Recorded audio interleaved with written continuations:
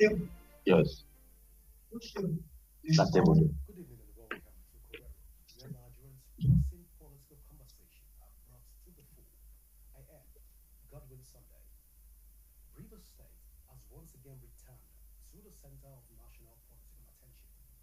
Governor Siminalayi Fubara's return to the spotlight has rekindled debate about the deep-seated political tensions in the state, from battles of loyalty to the struggle for control between power blocks and the implications these internal rivalries hold for governance and stability. For years, Rivers politics has been a mirror of Nigeria's larger political drama: godfatherism, the faction storm, and heated tussle between party factions. Now, with Governor Fubara navigating a fragile balance of power, question arise: what does his return mean for the people of Rivers State? Will it bring reconciliation and governance, or further widen the cracks in the political structure? To help us unpack these matters, I am joined in the studio by Chief Loveday Okiri, a seasoned public affairs analyst and social commentator, and Charles Gold Nachi, also a respected public affairs analyst. Together, they will help us to break down the complexity of Rivers State politics and what the unfolding events mean for the nation at large. We'll take a short break, and when we return, the conversation begins. Please stay with us.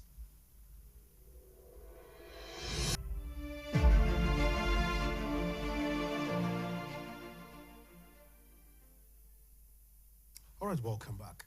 Well, I want to say, Chief Okiri Loveday, thank you so much for finding out time to be with us here on Corero. And of course, Charles Godinachi, thank you so much for joining us in Corero tonight. Thank you for having me today.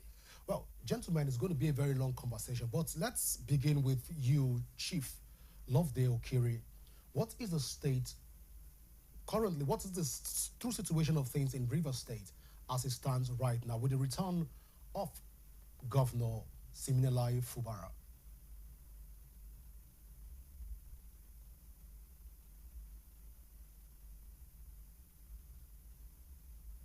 Well, if you can hear me, You can hear I'm me trying to very find well. out from you, Chief Loveday, what is the state of Rivers right now with the return of the governor?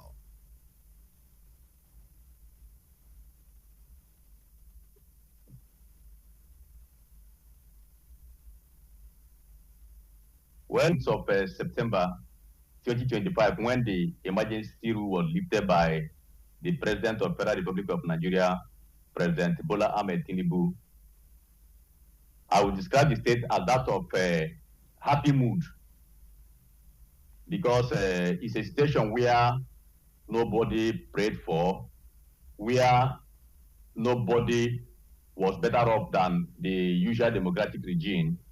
So the excitement on the faces of everyone described it all that Rivers people were not comfortable with the emergency rule, even though the situations warranted the call for the emergency rule by Mr. President that has led to the peace that has returned to Rivers State. So the situation in Rivers State as of today is very, very cordial, peaceful. If you listen to the broadcast by the governor, he explained it all.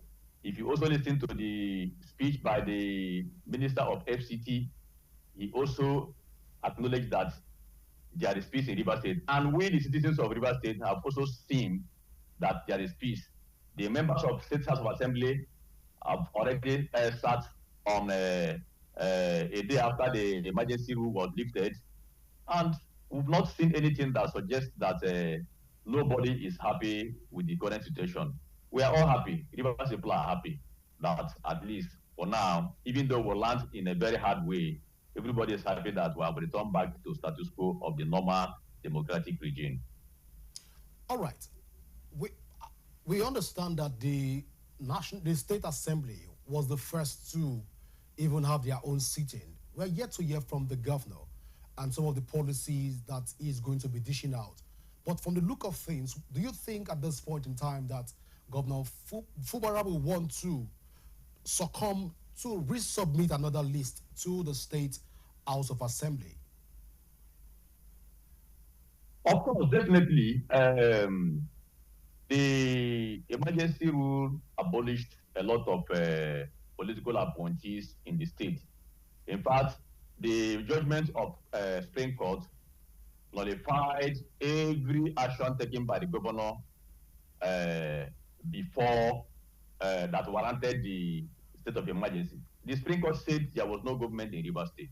So whatever action taken by the governor as at then, that the assembly did not recall that most of those persons in appointment as at then were not screened by the Martin Amehule led House of Assembly as it were, because in the eyes of the law, we never had two assemblies in Rivers State. So as a result of that, the governor is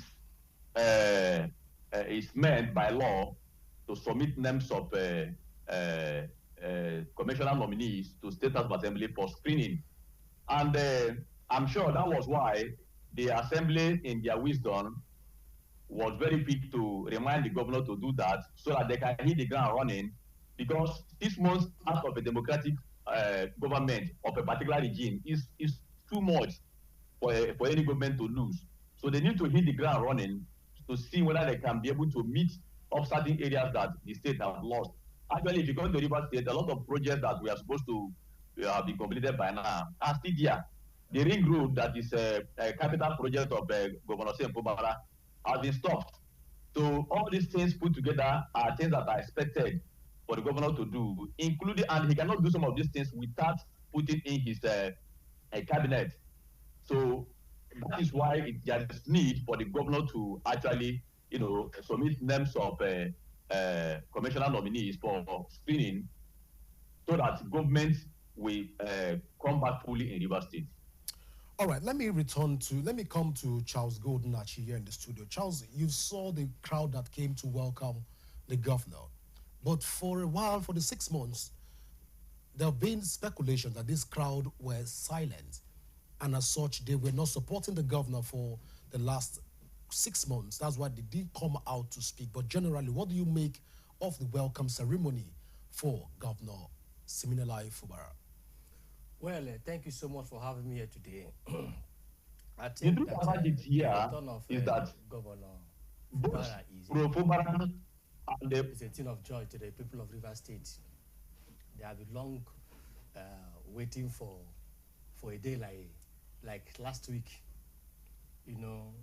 suspending a democratically elected governor for 6 months was really uncalled for. But because of the political situation in River State, that was the reason why President Tinubu have to take that step.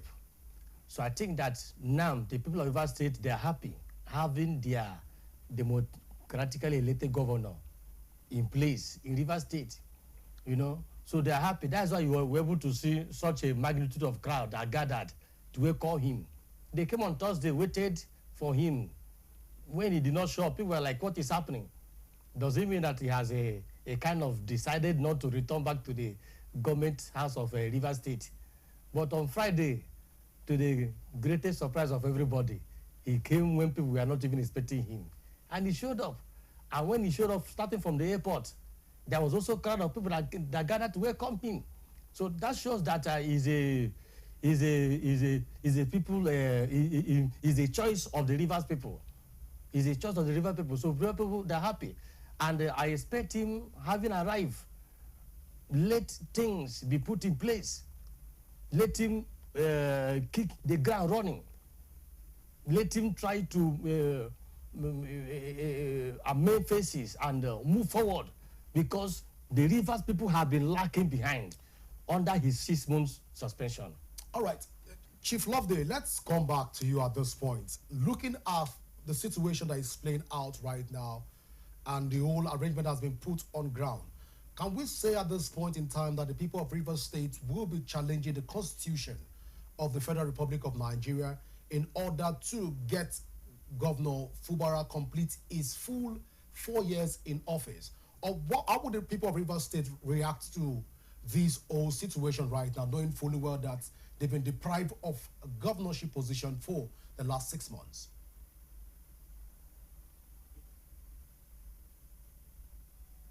Chief Loveday, if you can hear me, I'm trying to find out from you at this point in time what will be the position of people of Rivers State right now that, of course, they've been deprived of 6 months. Are the people of Rivers State going to challenge the federal government or going to even institute a case against the federal government in the Supreme Court in order for them to ensure that the governor has some form of complete his tenure as enshrined in the Constitution? Well, it is within the right of every citizen to approach the court of law when you think that your right has been trampled upon, which is within the right of citizens. But in this case, I am convinced that anybody going to court on this may not, get the required justice he may be thinking he's looking for.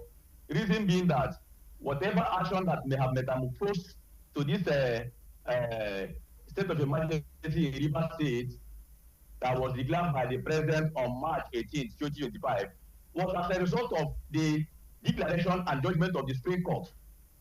As a result, the Supreme Court that gave the ruling that there was no judgment in Rivers State, there was no government in Rivers State, was the reason why, when there was a serious disagreement between the legislature and the executive, the president of the Federal Republic of Nigeria usurped his power as enshrined in Constitution to declare state of emergency in Rivers State. So, anybody trying to go to court now, we try to open more wounds. Rivers people are trying to heal from the wound that has been inflicted as a result of one rule or honor, one state of inaction of people in Rivers State, and even non-indigenous who are part of this crisis. So, going to court now is not doing us good, because when you go to court, it will attract every action, attract other reactions. So, it is not of the best interest of Rivers State now, of Sebelaya Kumara, to start seeking for court now. I want to tell you something, my brother. You see, in 2027, when the former governor of Rivers State was elected, there was something that happened with him during the primary election where Rotimi was substituted by selecting Omeha.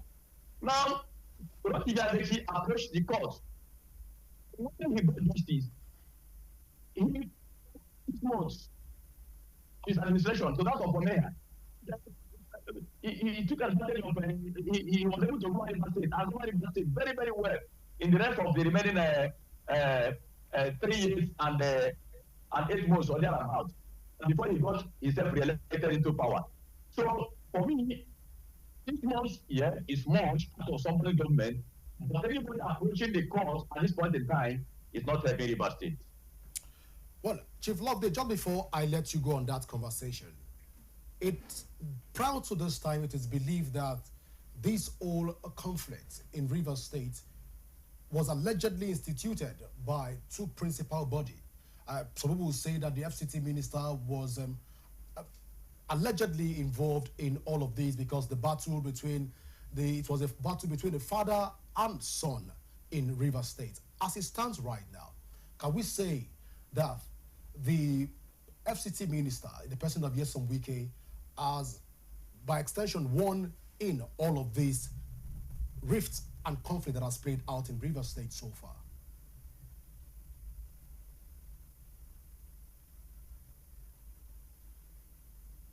Well, you were breaking on your conversation, but however, if I may pick at something from what you said, you are trying to relate the problem between the governor, the problem in Rivers State. Yeah, because the same thing the governor.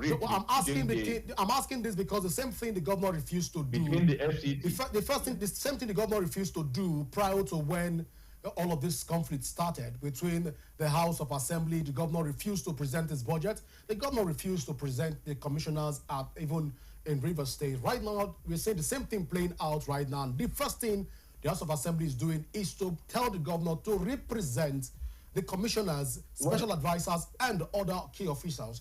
At this point in time, it has brought us back to the initial conversation. That's what I'm asking at this point. Can we say it is a win-win for Rivers State people, or it is a win for the former governor of Rivers State, who has openly said that the governor of Rivers State should at least subscribe to some of his opinions?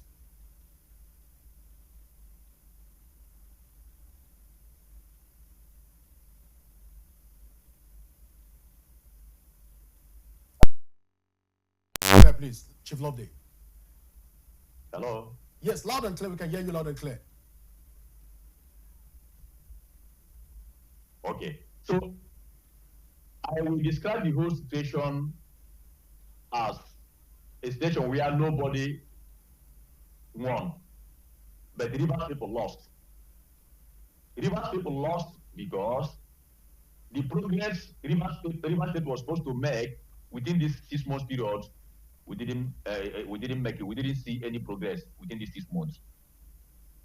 Now, talking about win-win, yes, the only area I can say is the win-win is because the emergency has brought respect into the governance of Santibela Epomana, the governor of Rivers State, where the governor has admitted that he is at peace with the FCT minister, who he normally described as his oga, as his father in politics. So if both of them have accepted that they are in peace, and assembly members have also agreed that there is peace, that peace have returned, who am I? And who is that person again after the River State that we insinuate that there is no peace in River State? The only thing we are saying now is that there should be that usual collaboration between the executive and legislature, and this collaboration should be a collaboration that we.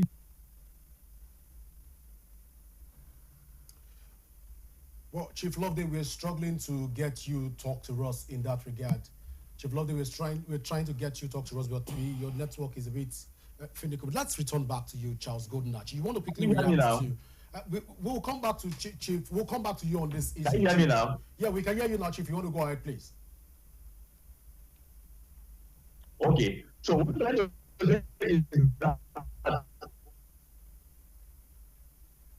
if there is anything that looks like a win-win situation here, I can only say the win here is that the governor has admitted that he is now at peace with the man who he probably called his oga, his father in politics, being the FCT minister, and the members of State House of Assembly have also admitted that they are at peace.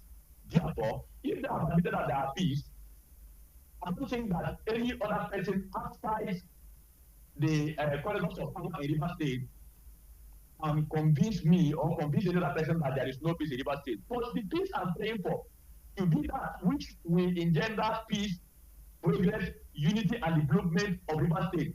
It should be there should be a collaboration between the legislature and the judiciary and executive to bring peace, unity, and development in the state, so that we do not find ourselves in a situation where we spend the resources of River State in judiciary because of one court order, from one court order to the other.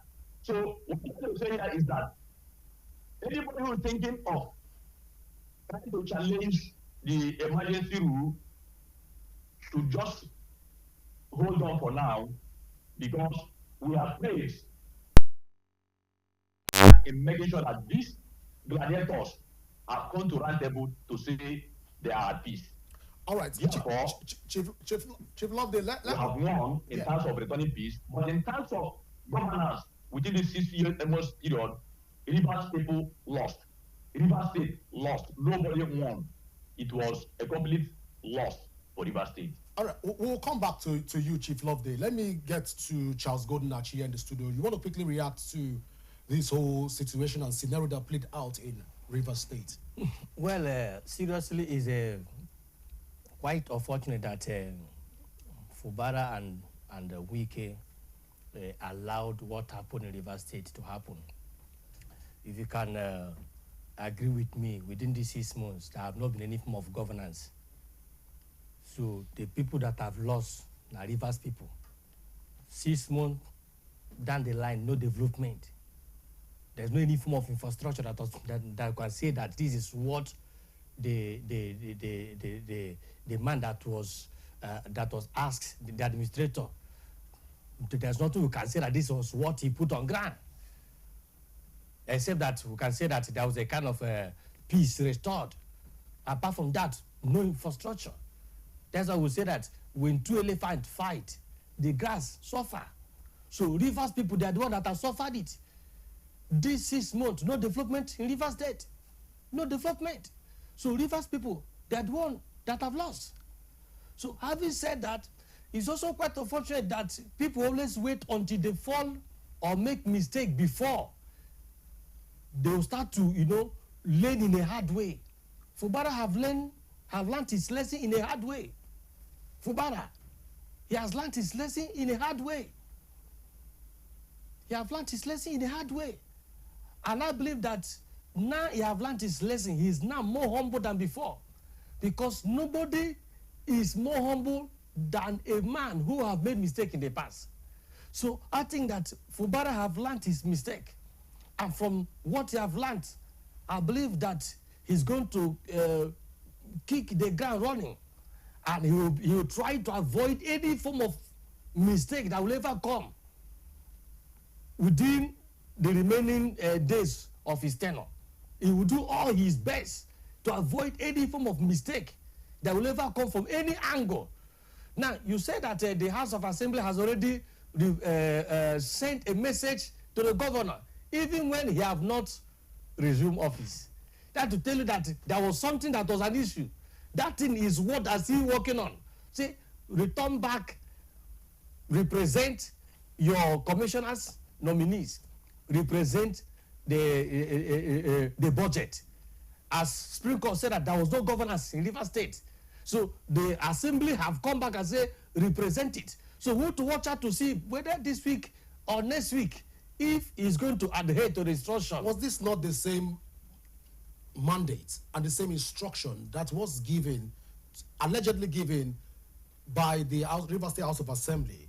And it was said that these people got this instruction by the allegedly FCT minister because they are loyal to the FCT minister. In this case, are we not returning back to the status quo by saying that Governor Fubara right now is more of a caricature of an original governor right now in Rivers State? No. Despite his return. No. There's nothing like that. People always say that we should do away with godfatherism. I always say that in politics there must be godfatherism. At the detriment of people of Rivers State. Because we came from a home. We have our fathers, we have our elderly ones. So somebody must always be there to say, do it in this way, do it in that way, do it in this way, do it in that way. So when somebody is trying to give you instruction or trying to direct you, I don't think that the person is trying to monitor you. No, he's trying to help you so you can be able to achieve the mandate for the good people of Rivers State. Don't forget that everything is built on, developing, bringing development to the people of Rivers State. I've listened to former Governor Wike during one of his broadcasts. You only say your focus should be to the people of Rivers State. Enough for one day say your focus should be to me. So if he's giving instruction or dishing out any instruction to the governor, I don't think that there's anything bad about it. Say, do it in this way, do it in that way, for the interest of the Rivers people, not for his own personal interest. So anybody out there trying to criticize him, trying to say that he wants to have influence or on the governance of Rivers State, there's nothing bad about that. For him to kind of give instruction, say, do it this way, do it that way, it's for the good and for the betterment of the people of Rivers State.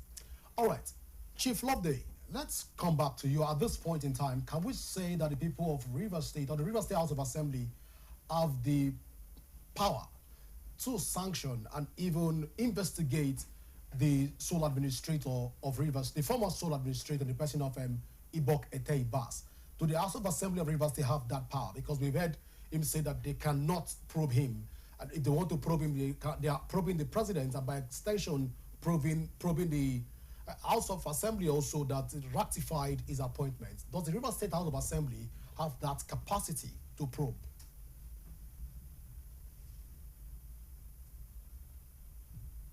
Well, ordinarily, the Constitution empowers the legislature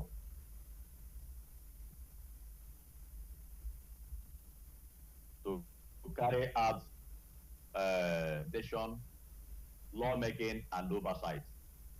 I think scrutinizing the books of the administrator ordinarily would have been okay by me because the money that was spent, as it were, was that of River State. But I have my reservations here. My reservations here is that everything that happened under ABAS happened under an extraordinary condition known as state of emergency, which was supervised by the National Assembly, presented by Mr. President. So my reservation here is that the Assembly, River State House of Assembly, may have a lot of barriers in trying to scrutinize how the sole administrator, govern River State. There may be a lot of blockages here. However, there is nothing wrong for them to say we want to see through so that it will be part of our records. But I'm sure that when they were making that presentation, or when they passed that resolution in the House, they were very careful in not using the word probe. They only said they will also like to look into so that it will guide them from making or receiving or advising the governor to prepare a kind of supplementary appropriation bill, because it's very possible that what was appropriated within the period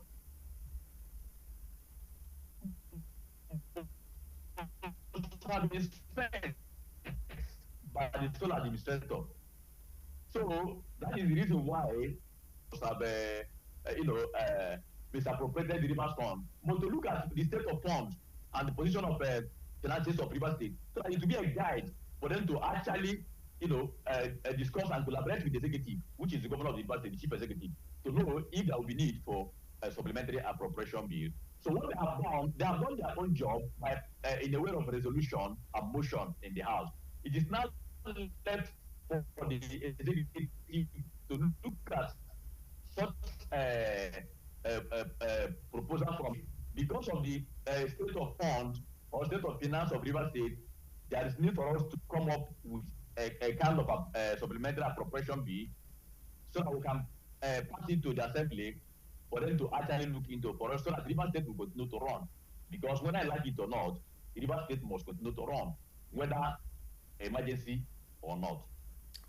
All right, Charles Gold, as it stands right now, River State is largely under the control of the All Progressive Congress. 6 months after Fubara left office, he left office leaving River State in the hand of PDP. Right now, River State is being controlled largely, especially its local government. With all of this playing out, looking at the structure of River State, is there possibility of this governor moving to the All Progressive Congress? Well, nobody can detect what will happen in the next few minutes.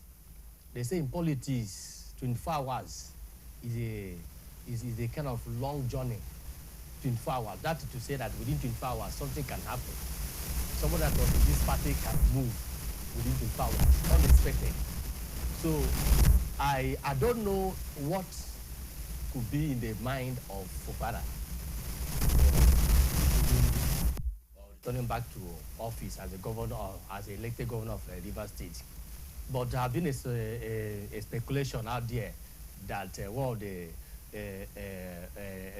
agreement he had, In terms of the agreement, yes, was for him to become to APC.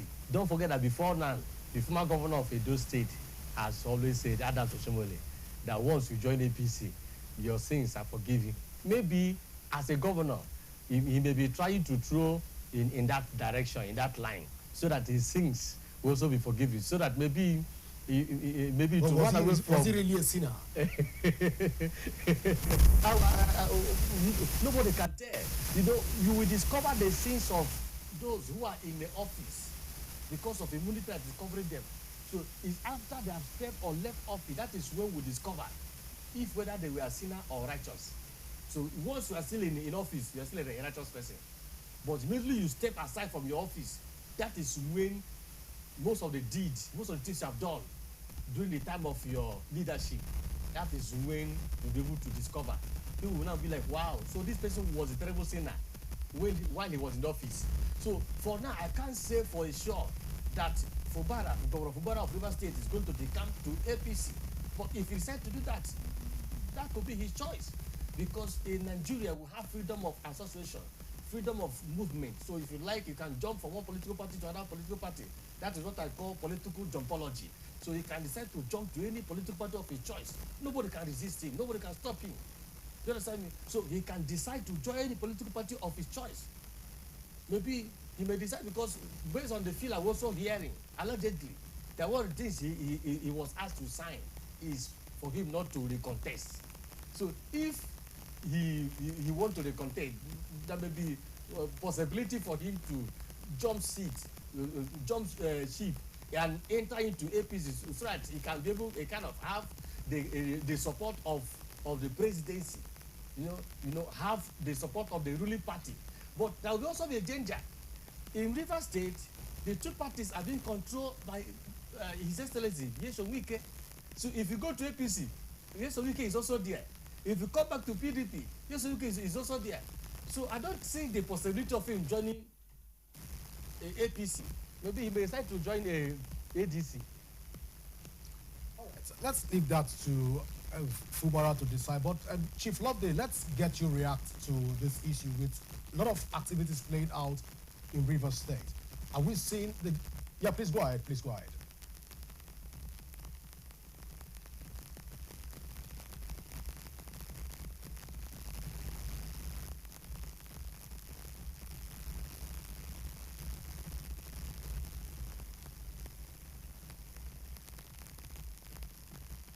And 3 PDP members. Recall that the last election that was conducted by RISEC under Governor Fubara, you know, in October last 2024, the men who occupied the 23 local government areas of the Rivers State were not members of PDP. They were members of APP. And Governor Fubara did not become to APP. Check very well. The member, all the, in fact, 22 local government chairmen were members of APP. One was a member of the journal, and I can't remember the name of the party. You know, that particular one was given the local government area at then. So that we saw that 23 members or 20 local government chairmen are of APC extraction, 3 are of PDP extraction, and the governor is of PDP. It's not a guarantee that, okay, by tomorrow, the governor is moving to APC. But then, nothing is impossible in politics, just like my colleague have just said. Yeah. If Governor Fubara decides to move to APC tomorrow, it's within his right. If he decides to stay in PDP, it's within his right. If he decides to move to ADC or whichever party bets, God forbid that he thinks of going to ADC. But one thing I know is that the governor who came into power through a track have decided that the home, the family that brought into power is the one he will now play with. So wherever the family that brought into power decide to go, I'm sure that Governor Fubara will also throw that same pace of, you know, running through that particular family, having learned his lessons on a very hard way, just like my colleague here, you know, alluded earlier on. So for me, what is important is that the people that are voted into local government areas.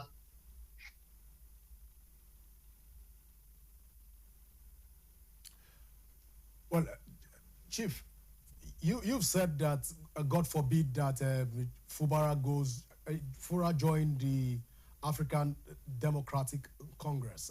I know when you said that, I looked at Charles Gold's face and I wanted to say something, but I know that he has always rooted that Fubara joined the African Democratic Congress. Am I speaking your mind? Yeah, I think that the only solution for Fubara, if really he wants to contest after his first tenure, the only solution left for him, the only option left for him to become and join ADC.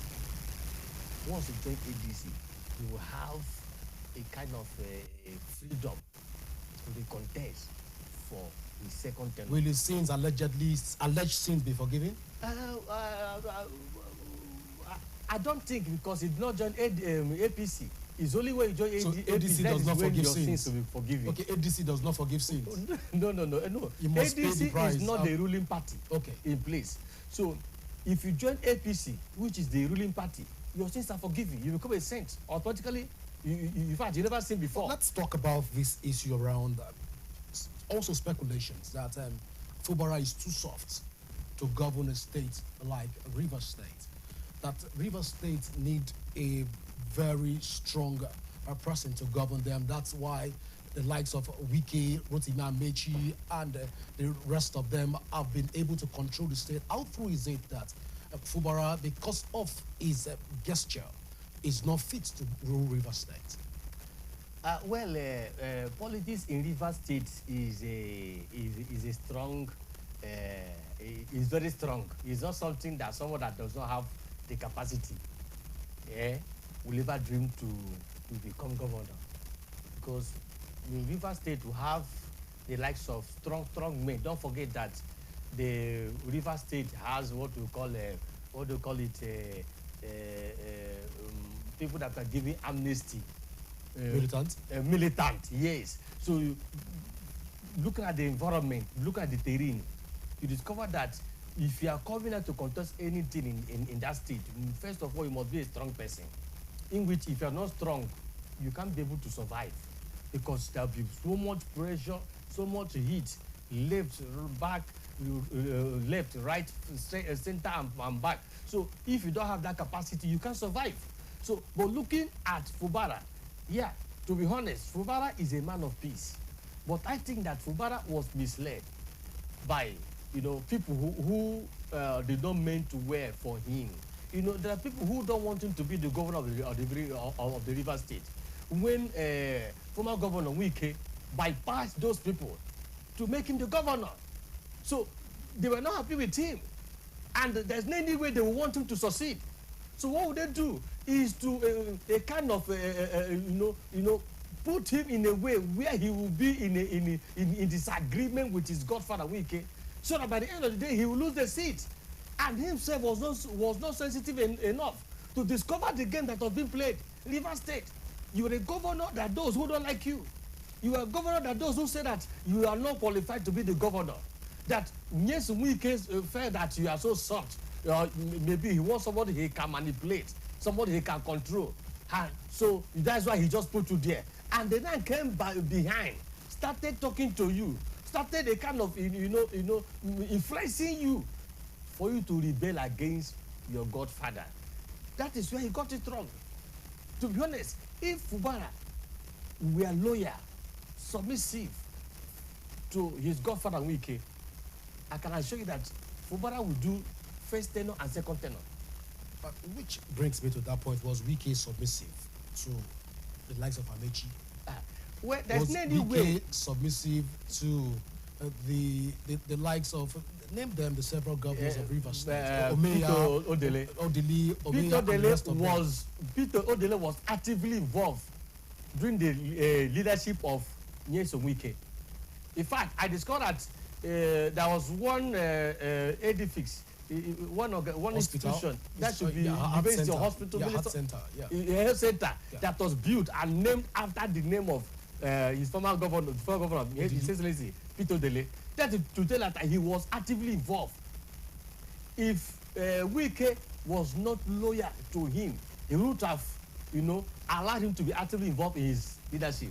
Secondly, he would have allowed him, in fact, he would have built an institution and named it after the Is former the governor. loyalty So he was loyal to the loyalty Vito to Dele. the person or the loyalty should be to the state?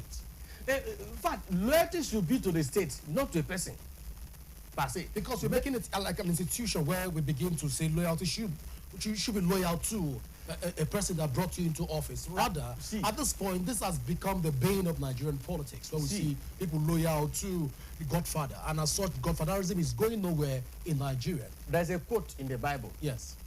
They say, "Nobody coming to my Father except through me." That Jesus was talking in the Bible. He said, "Nobody coming to my Father except through me." So in life, there must be loyalty. You know, you have to be loyal to Jesus. That through him, he cannot lead you to the Father. So if you're not loyal to Jesus, you can't see the Father. So that have been the method, that have been the principle, that have been governing the whole universe. So if Wike is one that made Fubara the governor, so Wike has just one vote in for Rivers him State. for Fubara to be loyal State. to Wike, Wike has one vote in it's not the Rivers State. same. Wike has one vote in Rivers State. No. Apart from one vote, he also has the highest influence in Rivers State. He does not have only one vote. He controls the institutions. He controls the entire Rivers State as a whole. Allegedly. Let's say allegedly controls. He allegedly controls all of this. Let's say alleged. There's nothing bad for Fubara to be loyal to him, because he's the one that brought him.